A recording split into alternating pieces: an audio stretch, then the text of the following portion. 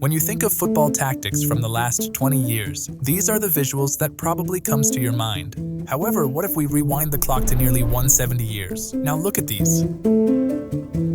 It was an era when formations used to look like rugby, and every player in the system seems to be like strikers. And these strikers rarely passed the ball and just dribbled straight to score the goal. So how did we then get from that to this? This is the story of the most influential evolution in football history. A nearly 200 years history that brought various unknown and weird tactics that still affects our modern game. From the chaotic kick and run to ultra-defensive park the bus, from the iconic pyramid to the inspirational WMs, and from that revolutionary total football to the more artistic Tiki-Taka. So how did all these evolution took place? And what exactly were these historic tactics that I'm talking about? So let's dive into the beautiful story of our beautiful game.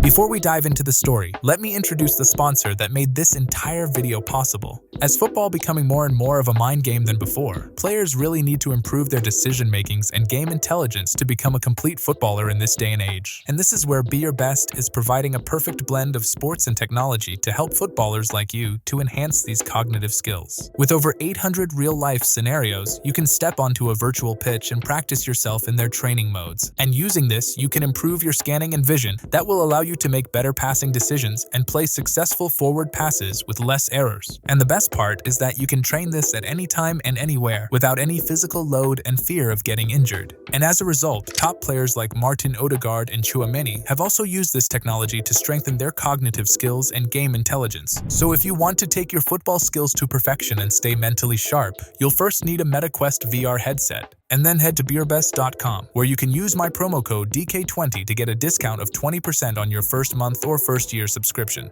So just go to beerbest.com to get started, and the link is also in the description. A big thanks to Be Your Best for sponsoring this video.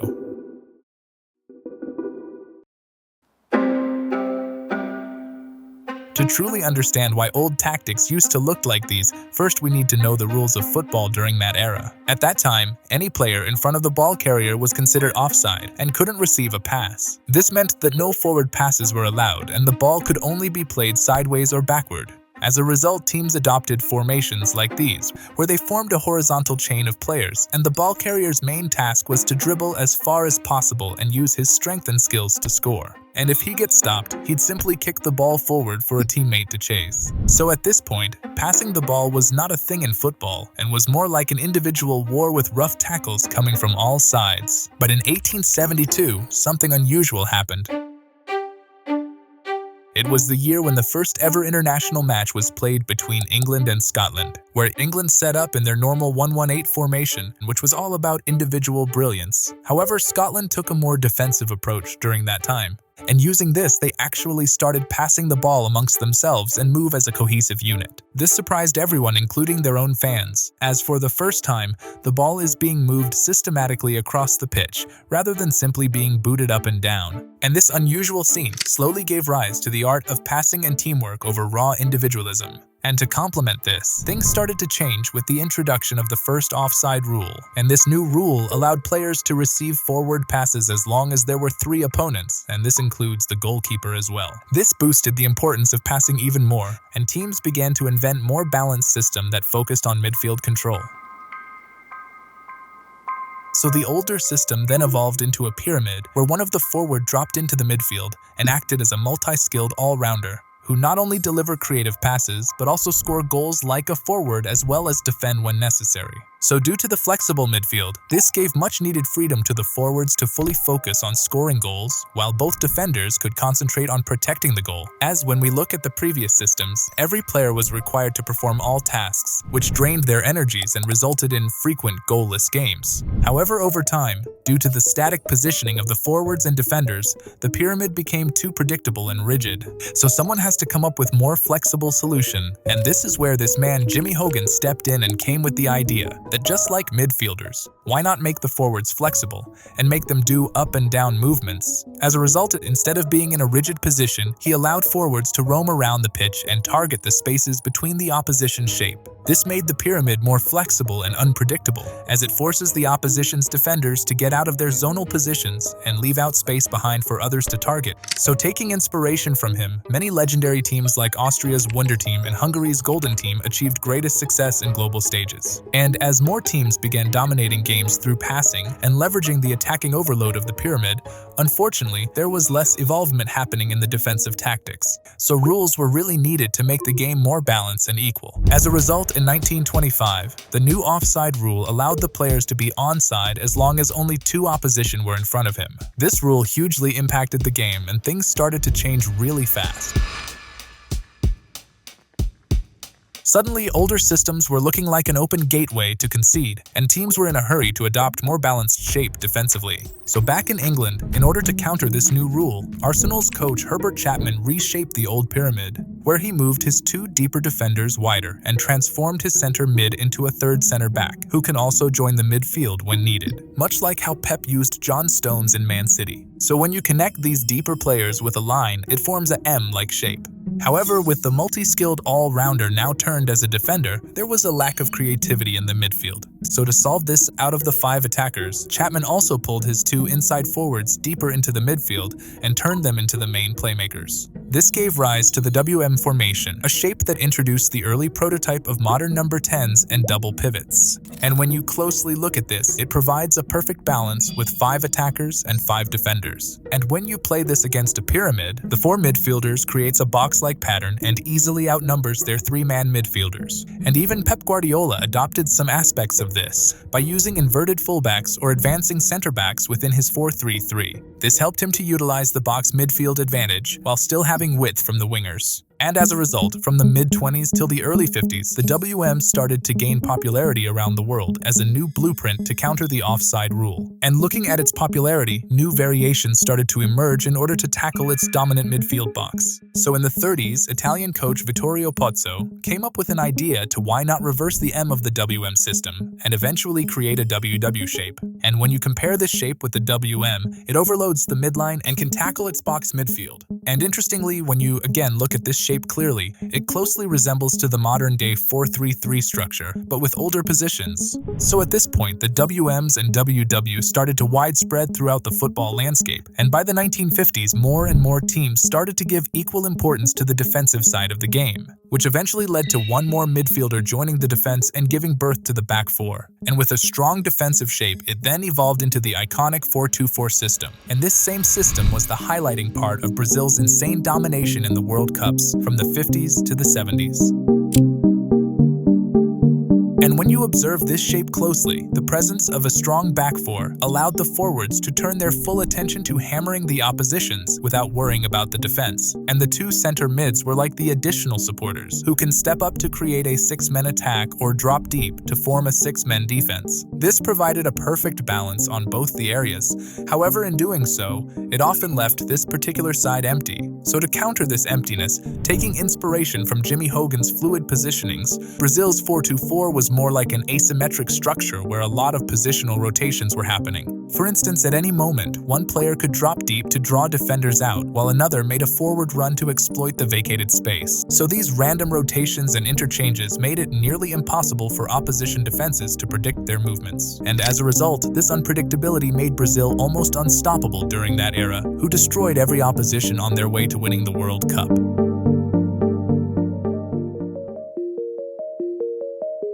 With professional systems becoming standard across many teams, there were still semi-professional clubs that lacked the structured training and tactical depth to play against these tactics. And one such club was Swiss side Servette, which was looking for a more defensive system. So their manager Karl Rappin came up with an interesting idea, where instead of a traditional back 4, he pulled his 1 center back deeper, while 1 forward also dropped deep as a 3rd midfielder, eventually creating an unusual 1-3-3 shape. And that last player acted as a so-called spare defender for Karl. For example, when the ball was played to one side and the center back shifted right to cover the fullback, it may freeze up the central striker as an open receiver. So this spare man would then step up into the vacated position to provide security. This is just like applying a safety chain on a door. So with the presence of an extra defender, combined with compact 3 lines, could frustrate the attack-minded teams to break them down. And as a result, Karl achieved great results with his club and was later appointed as a national coach of Switzerland, where he replicated this success on the international stage. And after seeing its success, the style became extremely popular among their southern neighbors, Italy, where they even named it as Catenaccio, meaning the door chain.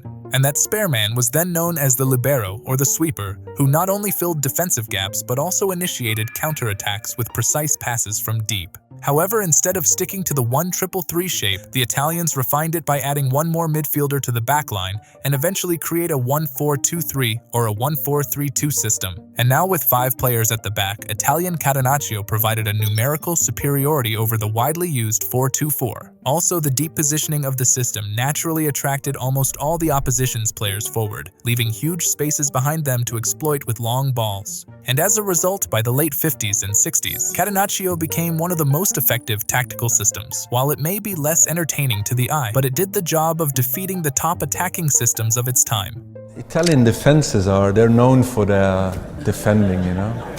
Wow, they could be, they're horrible to play against, honestly.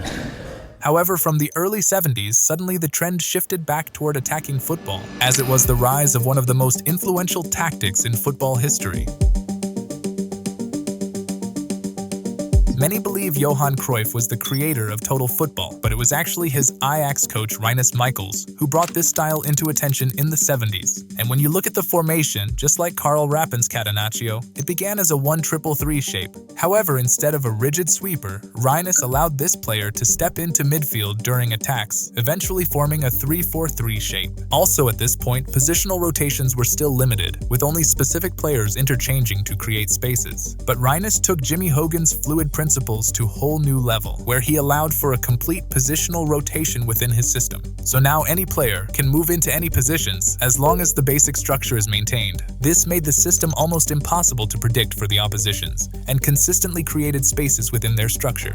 In the beginning, that was something where people laughed about, because they didn't understand that it was football.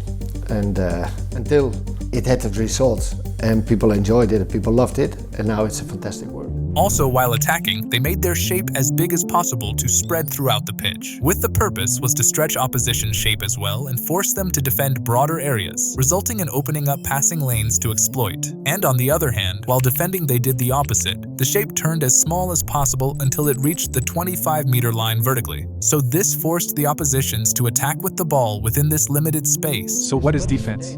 Defense is a question of how much space I have to defend. If I have to defend that whole garden, I'm the worst. If I have to defend this small area, I'm the best.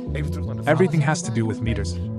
So from the 70s till the 90s, attacking football made a huge comeback. However, even with this, surprisingly, the games were still low-scoring and less exciting, just because of the old offside rule, as defensive lines would quickly push their second defender forward to neutralize attacks. So in order to solve this issue, in 1990, the new offside rules stated that a player can also remain onside even against one defender, as long as he remain level with the second last defender at the moment the ball is released by their teammate.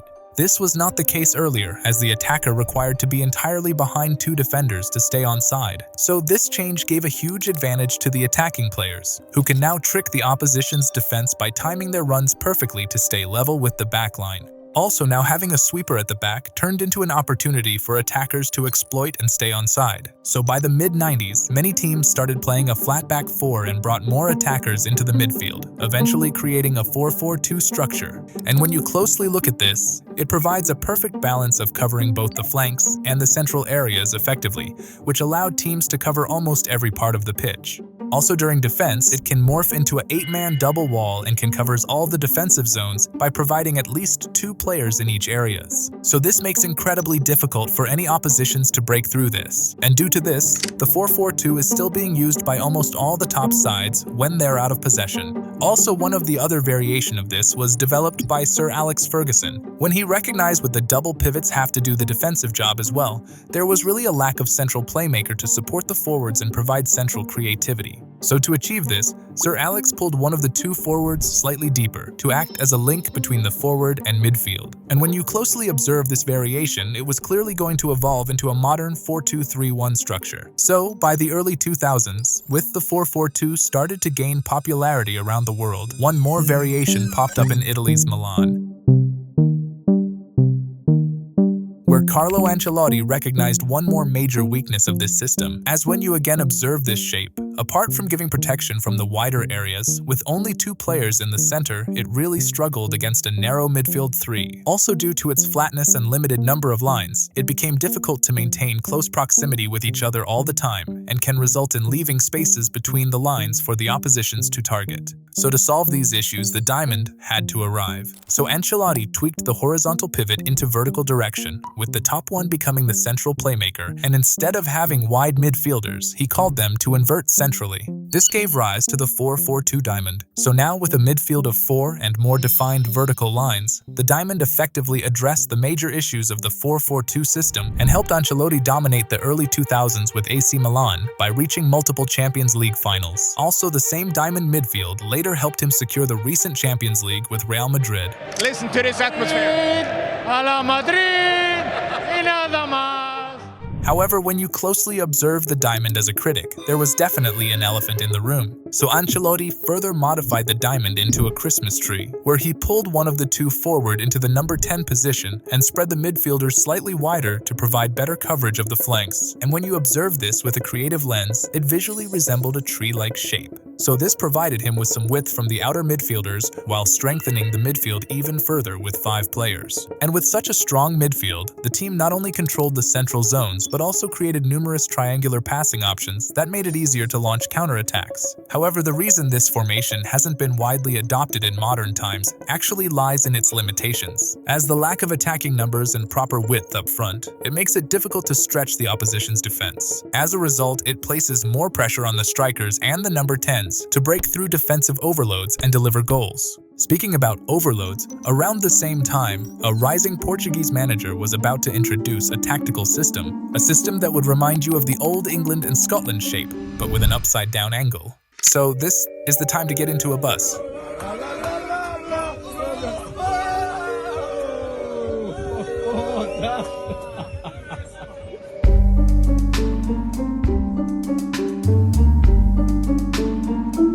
They didn't play football, they just defend. And as we say now in my country, they brought the bus and they left the bus in front of the ball. This was Jose Mourinho, who once criticized Spurs for parking the bus against his team. But ironically, the same coach later became the poster boy of this style when he famously won titles using it. So by parking the bus typically means all the 11 players in the system essentially takes the role of defenders, where their main goal is to make the area as small as possible and always position themselves zonally. As a result, it gave almost no space for the oppositions to break through and significantly reduce their scoring probability. So even if you park the bus, Be careful. with these 3 guys, be careful. Can we have a double-decker bus? Also, Mourinho instructed his players to not win the ball back intentionally, and instead let the opposition hold possession. As the reason was, if they win the ball and started a counterattack, the opposition could try to counter-press them and again regain possession. And now, with that compact shape as being spread out, the oppositions can easily find spaces to score. So the focus was to never lose their positional discipline and maintain the defensive structure at all costs. However, instead of playing this regularly, Mourinho typically used this tactic when protecting a narrow lead or playing in a difficult away leg. And thanks to his strict defensive setup, Mourinho led Inter to an incredible treble in the 2009 and 10 season, where he defeated the unbeatable Barcelona in the process to the Champions League trophy. Where people say we park the bus, but it's not true. We park the plane, not the bus, the plane. Also simultaneously, something interesting was happening. The popular 4-4-2 system, which was almost used by 50% of the clubs until 2009, suddenly took a sharp decline to only 12% by 2012. This is the rise of 4-3-3 and Tiki-Taka. By the 2010s, there was a significant surge in wingers who weren't traditional crossers, but instead played as forwards who cut inside to score directly. So this trend transformed the role of wide midfielders into that of the inside forward, or wingers. And in order to provide balance, teams began to favor two central mid alongside a single pivot, or applied a number 10 in front of the double pivots. And one of that first formation became an integral part of the famous Tiki-Taka football of Barcelona.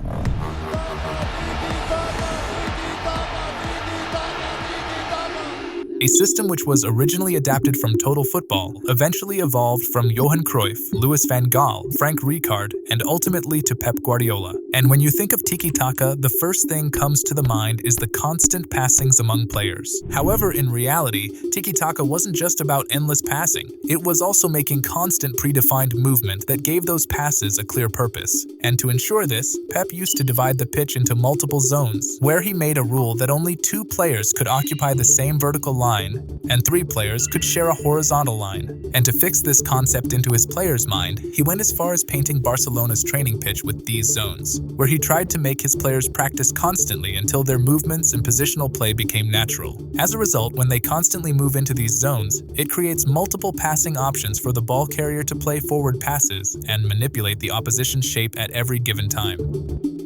However, with every system comes with weaknesses, and one of the reasons why Tiki-Taka is not widely used by most teams was the demand for technically skilled and intelligent players who could thrive in this style. Unfortunately for Pep, at that same time, Barcelona's La Masia Academy produced a generation of world-class talents which was perfectly suited for this system. Also, without perfect training and experience, Tiki-Taka can easily get predictable and boring. At the same time, it can be vulnerable against high-pressing systems and lose possession in dangerous zones. Speaking about high-pressing systems, by the mid-2010s, advancements in fitness technologies and training methods significantly elevated players' physical capabilities. Football became faster, more intense, and physically demanding, so now it's time to head to Germany, where the popularity of heavy metal football was just beginning. Having the ball, playing football, all passes, and it's like an orchestra. Yeah? I like heavy metal more. While most teams at this point applied high pressure to regain the ball and maintain long possessions, heavy metal is the complete opposite of Tiki-Taka, which just don't care about keeping possession. As the name suggests, it's a type of music that is in your face, extremely brutal, yet exciting. Where after losing the ball, they immediately apply high press on the oppositions to win the ball back, and after winning, instead of passing it around, they immediately start rapid counterattacks with the aim of only scoring. The purpose was when the opposition just regained the ball from you and is trying to counterattack, this is the most vulnerable state for them, as they aren't transitioned into their attacking shape, so the ball carrier is still looking for passing options. So the sooner a team tends to press and try to win the ball back, the better is the opportunity for them to counterattack with more numbers and score immediately. And the counter-pressing makes it exactly the same. So you win the ball back in a high on the pitch, and you are close to the goal. So it's only one pass away from a really good opportunity most of the time. However, with more players pressing the ball carrier, it leaves large gaps behind the press, making the team vulnerable to counterattacks if the press is broken. So to counter such risk, some teams use a lighter variation of heavy metal, where only 1 or 2 players press the ball carrier, while the rest cover potential passing options. So at this point, by the mid-2010s, along with heavy metal, there was also a revival of a system from Italy that evolved into something far more attacking and entertaining than before. This is the trend of back threes.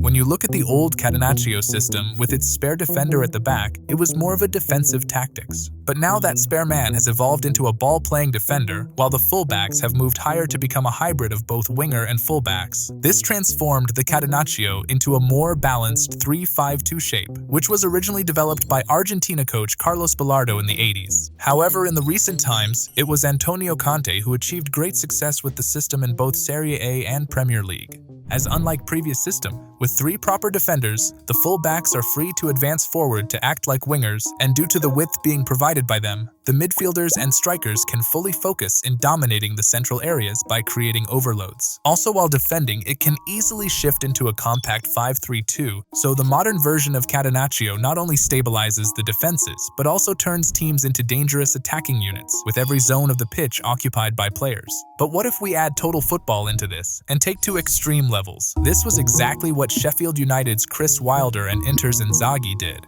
As in their variations, along with the forwards and midfielders rotating with each other, it's not uncommon to see the three center-backs push forward into midfield or even into strikers' positions. So this extra feature made it extremely difficult for the oppositions to play against and confuses their structured markings. However, just like the 4-4-2, it has the same weakness. As you will observe, the center mids often functions as a box-to-box players, who has to keep the balance between attack and defense. As a result, there is a lack of dedicated central playmaker, who can connect the two sides and provide creativity. So this issue eventually led one of the forward and midfielder turned into two narrow playmakers, creating a new variation of 3-5-2. This change provided the much-needed central connection between the midfield and attack, and allowed the double pivots to focus entirely on defending and forming a solid second wall before the back line. Also, due to the flexibility of these two playmakers, they can also drop deep and dominate the midfield battle with a four-man box shape. However, when defending counterattacks, there can be moments where the playmakers will struggle to track back quickly enough. This can leave the double pivots exposed and easily get outnumbered by the opposition. So these two positions, and the wingbacks, really requires to have exceptional stamina and work rate to constantly move up and down the channels with precision timing. However, even with its complexities, thanks to the successful implementations by teams like Leverkusen and Sporting, the 3-4-3 and its variations have seen a surge in popularity in recent years. So at this point, when we take a step back and look at the evolution of tactics as a whole, it clearly went from an ultra-attacking style at the start, and then suddenly turned defensive in the middle, and has now understood the importance of having balance between the two. And eventually, looking in the future, formations and positions may become less important. As with the advancement of training and VR technologies, players will likely have the ability to play in any positions and adapt within the game. Just like we've seen the rise of the false nine, newer concepts like false tens and even the false defenders are emerging. And additionally, with the rise of social media and video analysis, managers can able to keep their tactics fully private, and they'll need to have multiple systems in their bag against oppositions. So by the looks of it, it's really going to be an exciting future for football. Also, I'd love to know your thoughts on which of these tactics do you think has had the greatest influence on modern football. And speaking about tactics, one approach that really becoming popular is that of Inzaghi's Inter Milan. It's a system where center-backs actually step up into attacking roles, while midfielders drop deeper to defend. So let's check out this video to understand. Finally, if I missed highlighting any key tactics in the process, I truly apologize, and I promise to cover them in my future videos. So thank you so much, guys, for watching.